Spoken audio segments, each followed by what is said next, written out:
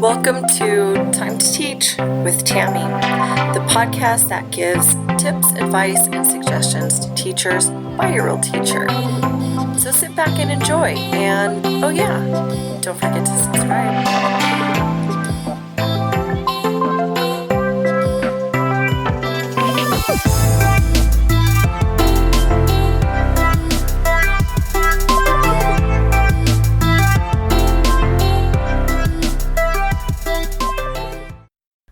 And we're back. Welcome to Season 3, Episode 85.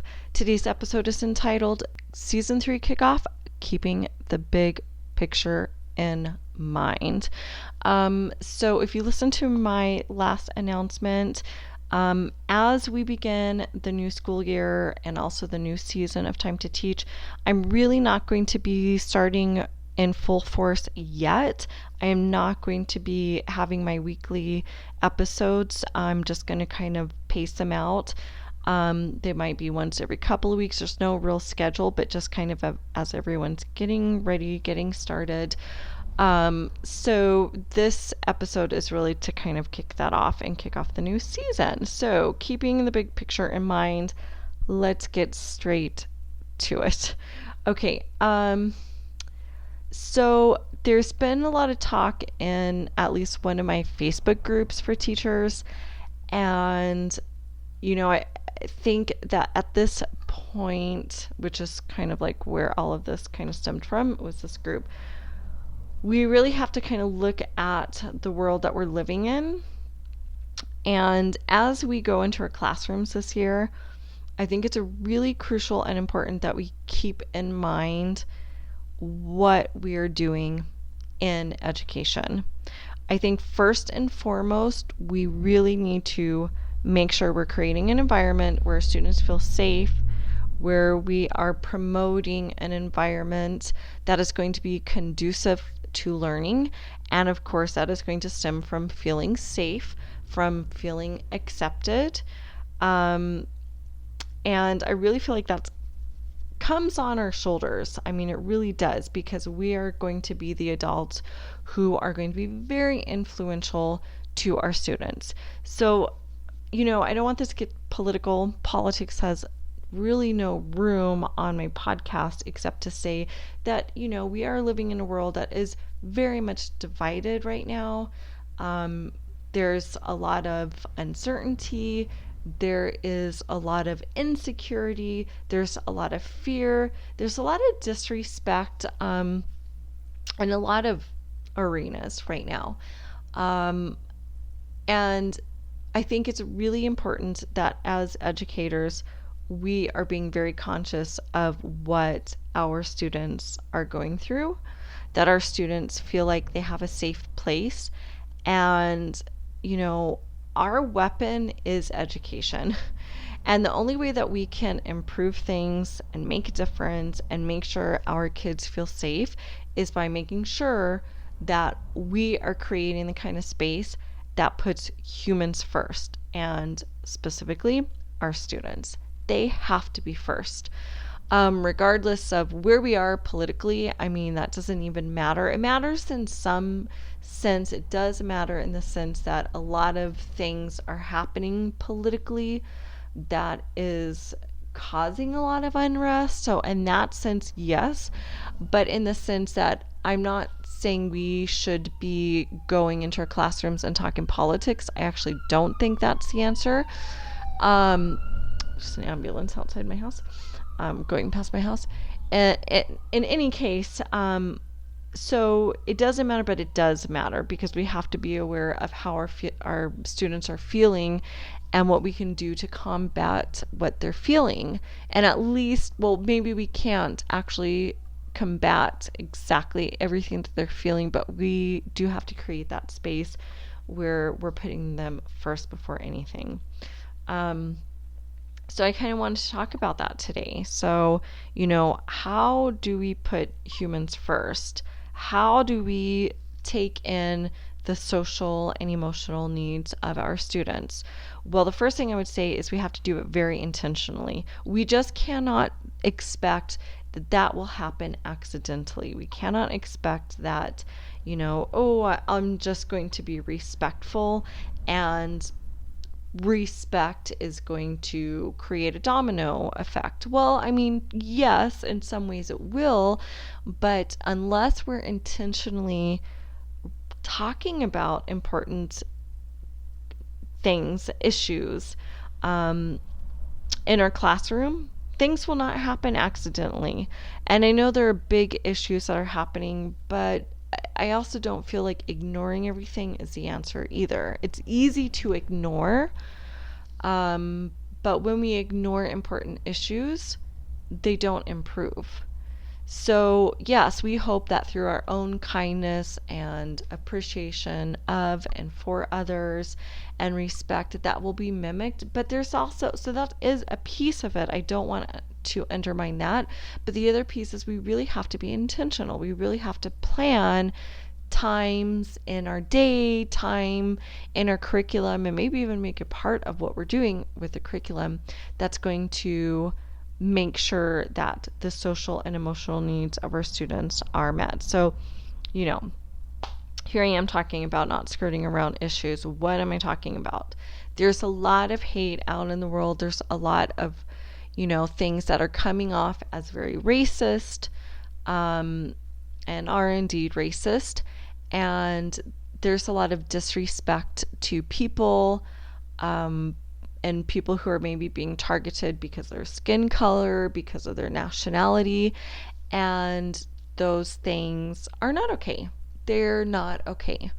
And we need to be able to talk about that with our students. We need to be able to talk about how we can appreciate, not just tolerate. We want to be able to appreciate and respect everyone of all races, of all colors, of all walks of life, because anyone and anything that is living definitely deserves life, and we would argue especially humans, right? We especially deserve that. So a few things come in mind. I think something that we already know, but through literature, there's so much power there. It can be a great starting place to have those conversations. So, just during your reading workshop time, or even if you're not doing a workshop, but just during your literacy time, it's a great way to make sure that, you're having those conversations with students about respect and what that looks like, what it sounds like. Just opening up the conversation. I think we have to. I think it's something that can't be ignored. We'd love to be able to ignore those things, but I don't think they can be ignored. I really don't. So through literature, you guys, if you've listened, if you've been listening, you know that I really think class meetings are so important. So again, you can still include literature during class meetings. In fact, that's how I often will do. I'll usually launch and open up our class meeting with a book. It's just a great way to get students to start thinking and start seeing things in a different light, because it's one thing to talk about situations, but oftentimes if you haven't experienced it, obviously your perspective and understanding is going to be very limited, and that's where literature can be so key. It really paints a world where you kind of begin to experience something via the characters in the book. This is also why I really think that teachers need to be readers, because and that this can be readers of fiction, readers of nonfiction, but even if you're reading fiction can give you access to things that you wouldn't ordinarily have access to, and this is one of those cases. I do believe that Lucy Calkins, and if you've listened to me, we do workshop where I'm at. I do believe in it. I think Lucy and her team, they just know readers and writers. They know the learning process. They know how to tap into the whole process of reading and writing. They know learners of all stages, I would say. So I think they're really kind of working towards literature that is going to make a difference. So I think there are some conversations that might be happening on that platform and on that side as well. But, I think we really need to be intentional. So even if you're not a workshop teacher and you don't have access to those resources, I think the big idea here is we got to look at what resources are going to help us to tap into those conversations that are going to build and create those kind of conversations. So we got to be intentional. We need to build it into our day. We need to make it a goal and a priority. I mean, if we are going to fight racism, if we are going to really try to create the kind of world that we want to live in, one that's loving and accepting, then that's what we need to do. I know every educator probably has his or her own personal goals and ideas with education. You guys have heard me say many times, my goal, and yes, I know this is a very tall order, is to help make the world a better place. I know it sounds cheesy, but I love cheese. I'm all about the cheese. Maybe I was a mouse in my past life. I don't really know. But as cheesy as it sounds, that's what I'm doing in my position. I mean, that's what I'm trying to do. They're very small pieces, and believe me, on a daily basis, I don't feel like I'm changing the world, but I do believe that in the bigger picture, that's what all of us are doing. We're really impacting because we're at the forefront. It's not just us. It's a lot of what's happening in our students' homes. It's how they're being raised. So it's not just, this is not the only thing, but it's a big piece of the puzzle. So yes, I do believe that we're impacting the world. We have the power to impact for good, for bad. Hopefully we are doing that in a positive way, because I do feel like we have a lot of power because we are in the classroom and we're influencing so many lives. So that's a huge responsibility. It's not a light responsibility. We have to really take it for what it is. It's huge responsibility. We need to treat it as such. We need to look at the opportunity that we have. We can be working to, I don't think we'll ever end racism, prejudice,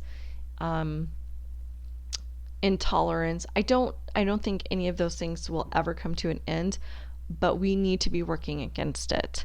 We need to do that in our classrooms. That's our weapon. It's our weapon, and we need to use it for good. So I just encourage everyone, as you go into your classrooms, if we can put our humans first, our students, remember that they are at the center of everything that we do, and we want to impact them and just really think about the social and emotional aspect. Keep them at the center, and I think it's a great start, but it's not the only thing. Like I said, think about where you can embed it within your days.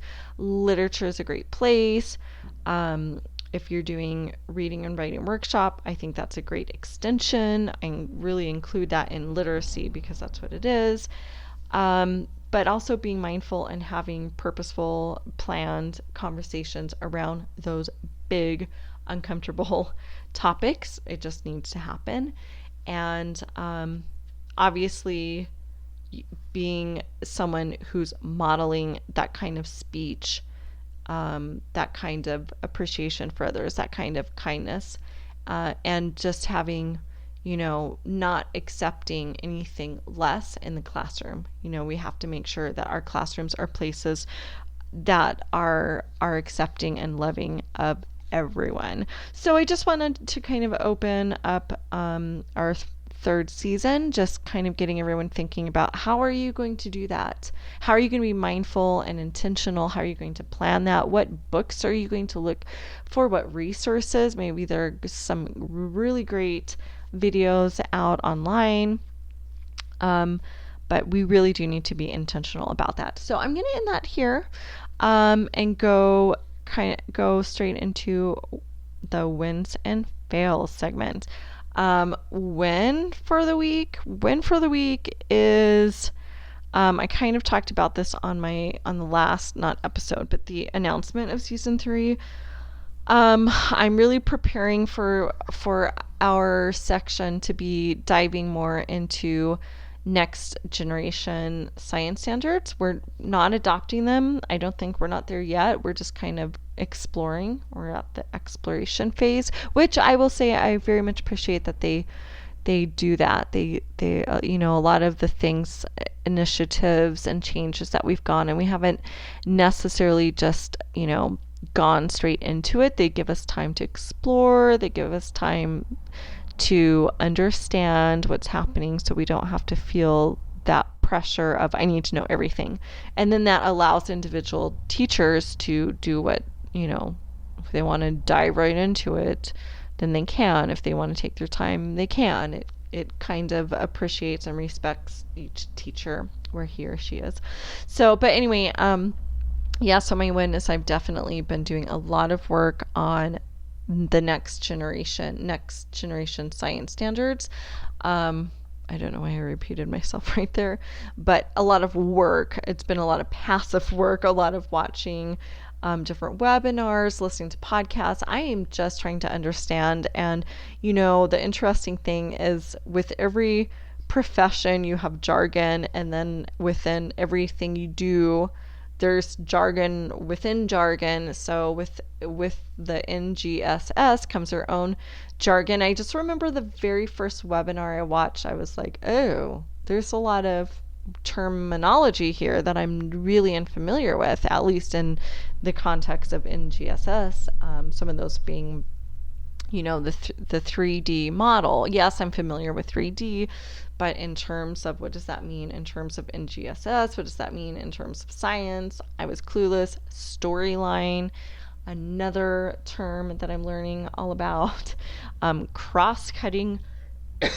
So that's been really interesting.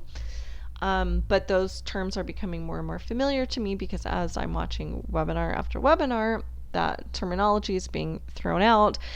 And I'm just being exposed to it more and more, which I think is good. For me, I really need to kind of figure out what's going on. So the more I hear those terms, the more I'm able to wrap my head around what it is. So I think that's a win for me because when I know that I'm starting something, I will research it and try to learn it to death. It's just my personality, be it something that I'm doing professionally, as is the case for NGSS, or if it's something I'm just doing on my own in my personal life that I just want to learn about. I will throw myself into the research. I can spend weeks, months, possibly years on a topic.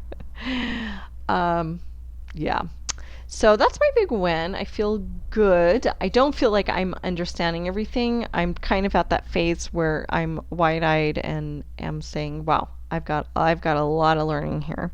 But I like that too. That kind of is something that excites me about what's happening. Fail for the week. Fail for the week, which I would say would be fail for the weeks. We can turn that into a plural. Is my sleeping pattern is way off. And when I say way off, I mean aside from what's typical for my summer sleep pattern. Summer, always my sleep pattern is different. But my body just is not seeming to be requiring the same amount of sleep. I think I've talked about my sleep patterns in the past. I'm the ridiculous person who gets up at 4:30 in the morning, who goes to bed at 8:30. Every spring, my sleep is thrown off because it becomes hot. We do not have AC in my house. I have a fan, and the fan only does so much. And then there are mosquitoes, so it's a whole thing. It is a whole thing, and I don't sleep well. So that's normal. So I haven't really been sleeping like I typically do since April. Now I've had some kind of dietary changes and changes within my eating and my patterns, which I am not going to get into right now, if ever. But there have been some dietary changes, so it's hard for me to really know what is happening here. Is it just the normal, like I know since spring, every spring down here, this happens to me. That's normal. Every summer, I'm out of my same routine, so my sleep pattern, that's normal. But I've not been tired until about 12:30, 1 o'clock in the morning, and yet I get up at 7 a.m. and I'm feeling fine. That is what's atypical here for me.